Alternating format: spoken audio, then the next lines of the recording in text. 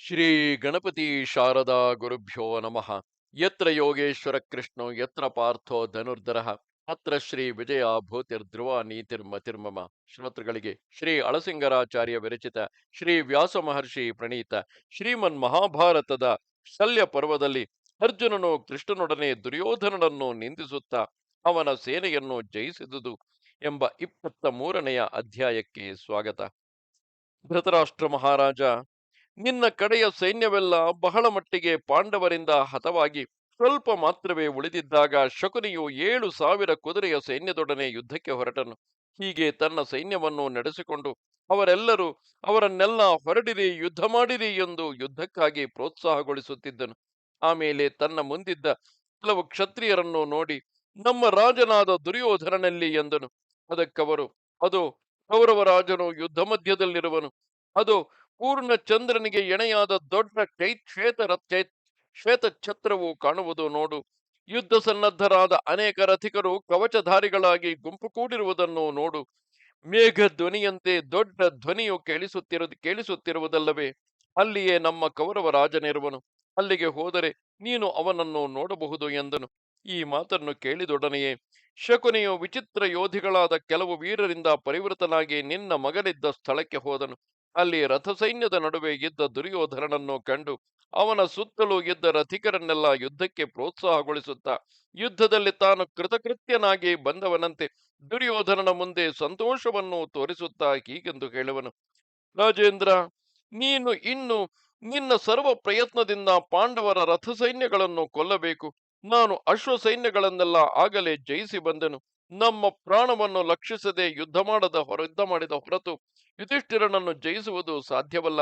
ಆ ಪಾಂಡವನಿಂದ ರಕ್ಷಿತವಾದ ರಥಸೈನ್ಯವನ್ನು ಕೊಂದೊಡನೆ ಗಜ ಸೈನ್ಯಗಳನ್ನು, ಪದಾತಿ ಸೈನ್ಯವನ್ನು, ಇತರರನ್ನು ಸುಲಭವಾಗಿ ಕೊಲ್ಲಬಹುದು ಎಂದನು. ಈ ಮಾತನ್ನು ಕೇಳಿದೊಡನೆ ನಿನ್ನವರೆಲ್ಲರೂ ಜಯೋತ್ಸಾಹದಿಂದ ಖಡ್ಗಗಳನ್ನು, ಧನುಸ್ಸುಗಳನ್ನು ಕೈಗೆತ್ತಿಕೊಂಡು ಬಿಲ್ಲುಗಳನ್ನು ಮಿಡಿಯುತ್ತಾ ಸಿಂಹನಾದಗಳೊಡನೆ ಪಾಂಡವ ಸೈನ್ಯವನ್ನು ಪ್ರವೇಶಿಸಿದರು.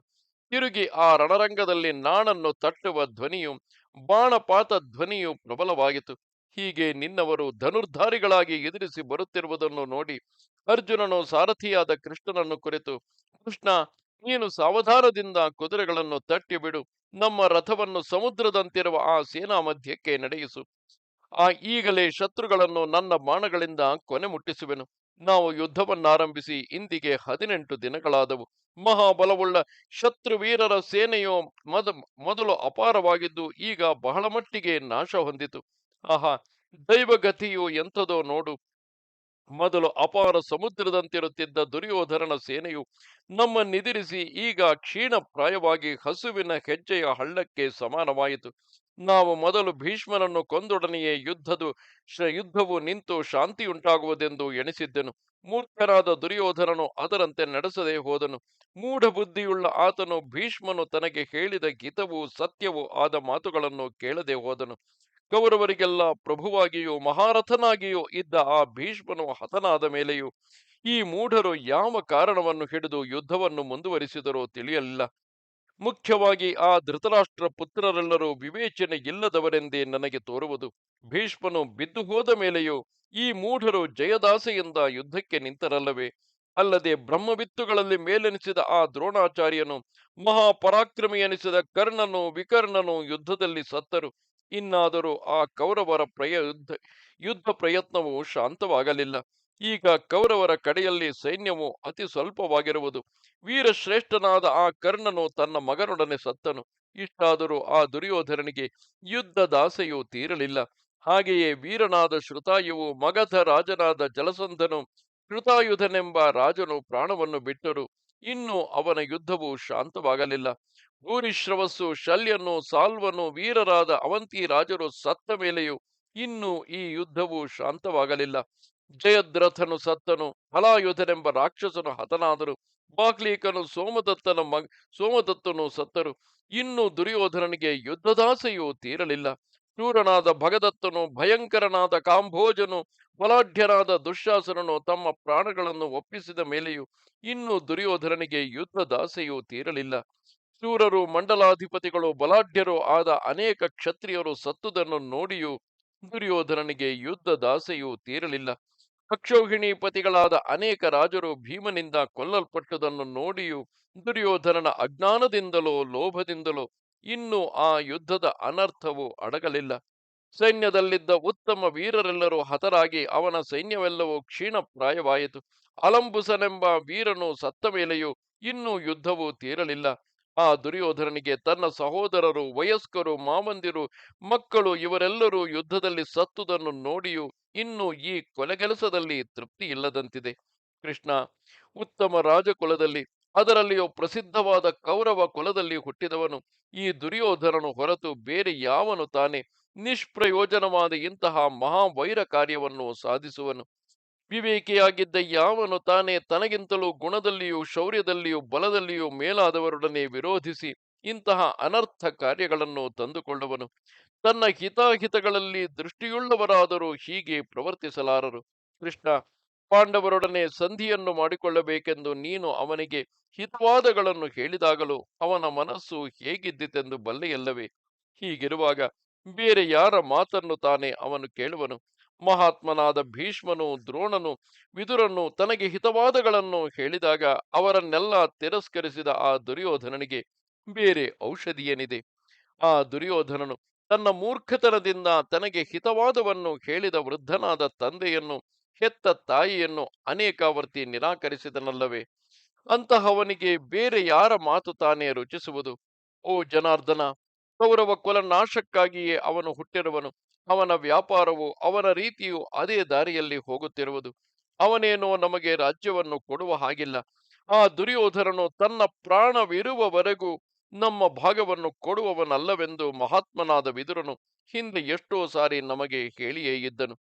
ಮತ್ತು ಅವನು ನನ್ನೊಡನೆ ದುರ್ಬುದ್ಧಿಯುಳ್ಳ ಆ ಧೃತರಾಷ್ಟ್ರನ ದೇಹದಲ್ಲಿ ಉಸಿರಾಡುತ್ತಿರುವವರೆಗೂ ಅವನು ನಿರಪರಾಧಿಗಳಾದ ನಿಮಗೆ ಕೇಡನ್ನೇ ಮಾಡುತ್ತಿರುವನು.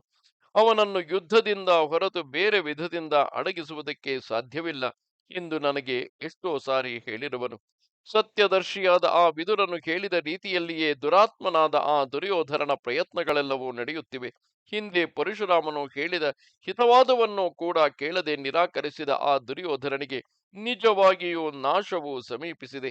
ಆ ದುರ್ಯೋಧನನು ಹುಟ್ಟಿದ ಕಾಲದಲ್ಲಿಯೇ ಅವನ ಲಕ್ಷಣಗಳನ್ನು ನೋಡಿ ಅನೇಕ ಸಿದ್ಧರು ಇವನಿಂದ ಕ್ಷತ್ರಿಯ ಕುಲವೆಲ್ಲ ನಾಶವಾಗುವುದು ಎಂದು ಹೇಳಿದರು. ಈಗ ಎಲ್ಲವೂ ಅದರಂತೆಯೇ ನಡೆಯುತ್ತಿರುವುದು. ಈ ದುರ್ಯೋಧನನಿಗಾಗಿ ಅನೇಕ ಕ್ಷತ್ರಿಯರು ಯುದ್ಧದಲ್ಲಿ ಹತರಾದರು. ಇನ್ನು ಉಳಿದವರನ್ನು ಈಗಿನ ಯುದ್ಧದಲ್ಲಿ ನಾನು ತೀರಿಸಿ ಬಿಡುವೆನು.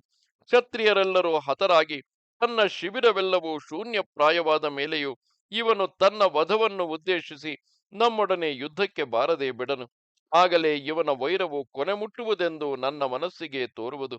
ಕೃಷ್ಣ, ನನ್ನ ಸ್ವಬುದ್ಧಿಯಿಂದಲೂ ವಿದುರನ ವಾಕ್ಯದಿಂದಲೂ ದುರಾತ್ಮನಾದ ಆ ದುರ್ಯೋಧನನ ಪ್ರಯತ್ನದಿಂದಲೂ ಇವೆಲ್ಲ ಹೀಗೆಯೇ ನಡೆಯುವುದೆಂದು ಚೆನ್ನಾಗಿ ತೋರಿದೆ. ಆದುದರಿಂದ ರಥವನ್ನು ಮುಂದೆ ಬಿಟ್ಟು ಶತ್ರು ಸೈನ್ಯವನ್ನು ಸಮೀಪಿಸು. ದುರ್ಯೋಧನನನ್ನು, ದುರ್ಬಲವಾದ ಅವನ ಸೈನ್ಯವನ್ನು ಕೊಂದು ನಮ್ಮಣ್ಣನಾದ ಧರ್ಮರಾಜನಿಗೆ ಈ ದಿನವೇ ಕ್ಷೇಮವನ್ನುಂಟು ಮಾಡುವೆನು ಎಂದನು. ರಾಜೇಂದ್ರ, ಕುದುರೆಯ ಹಗ್ಗವನ್ನು ಕೈಯಲ್ಲಿ ಹಿಡಿದಿದ್ದ ಹಾಗೆಯೇ ಕೃಷ್ಣನು ಈ ಮಾತುಗಳನ್ನೆಲ್ಲ ಕೇಳಿ ರಥವನ್ನು ಮುಂದೆ ಬಿಟ್ಟುಕೊಂಡು ಶತ್ರು ಸೈನ್ಯವನ್ನು ಪ್ರವೇಶಿಸಿದನು. ಶಕ್ತಿಗಳೆಂಬ ಮುಳ್ಳುಗಳಿಂದಲೂ, ಗದೆ ಮತ್ತು ಪರಿಘಗಳೆಂಬ ಕಲ್ಲು ಬಂಡೆಗಳಿಂದಲೂ, ರಥ ಗಜಗಳೆಂಬ ದೊಡ್ಡ ದೊಡ್ಡ ಮರಗಳಿಂದಲೂ, ಕುದುರೆಗಳು ಮತ್ತು ಕಾಲಾಳುಗಳೆಂಬ ಬಳ್ಳಿಗಳಿಂದಲೂ ತುಂಬಿದ ಧನುರ್ಧಾರಿಗಳ ಸೈನ್ಯವೆಂಬ ಮಹಾರಣ್ಯವನ್ನು ಪ್ರವೇಶಿಸಿ ಕೃಷ್ಣನು ಎತ್ತಿದ ಧ್ವಜವುಳ್ಳ ತನ್ನ ರಥವನ್ನು ನಿರಂಕುಶವಾಗಿ ನಡೆಸುತ್ತಿದ್ದನು. ಅರ್ಜುನಾಧಿಷ್ಠಿತನಾಗಿ ಅರ್ಜುನಾಧಿಷ್ಠಿತವಾಗಿ ಸೈನ್ಯದಿಂದ ಕೃಷ್ಣನಿಂದ ನಡೆಸಲ್ಪಡುತ್ತಿದ್ದ ಆ ರಥವೇ ಎಲ್ಲ ಕಡೆಗಳಲ್ಲಿಯೂ ಕಾಣಿಸುತ್ತಿದ್ದಿತು. ಆ ರಥವನ್ನೇರಿ ಸವ್ಯಸಾಚಿಯು ಮೇಘವು ಮಳೆಯನ್ನು ಕರೆಯುವಂತೆ 100 ಬಾಣಗಳನ್ನು ಕರೆಯುತ್ತಿದ್ದನು. ಅರ್ಜುನನು ಬಿಟ್ಟ ಬಾಣಗಳ ಶಬ್ದವೇ ರಣರಂಗವನ್ನೆಲ್ಲ ಆವರಿಸಿತು. ಗಾಂಡೀವ ಪ್ರೇರಿತಗಳಾದ ಅರ್ಜುನನ ಬಾಣಗಳು ವಜ್ರದಂತೆ ವೇಗವುಳ್ಳವುಗಳಾಗಿ ಶತ್ರುಗಳ ಕವಚಗಳನ್ನು ತಡೆಯಿಲ್ಲದೆ ಭೇದಿಸಿಕೊಂಡು ಹೋಗಿ ನೆಲದಲ್ಲಿ ನಾಟುತ್ತಿದ್ದವು. ಅರ್ಜುನನ ಬಾಣಗಳು ಪತಂಗದ ಹುಳುಗಳಂತೆ ಆಕಾಶವನ್ನೆಲ್ಲ ವ್ಯಾಪಿಸಿ ಮಹಾಘೋಷದಿಂದ ಹೊರಟು ಆನೆಗಳನ್ನು, ಕುದುರೆಗಳನ್ನು, ಪದಾತಿಗಳನ್ನು ಕೊಂದು ಕೆಡಹುತ್ತಿದ್ದವು.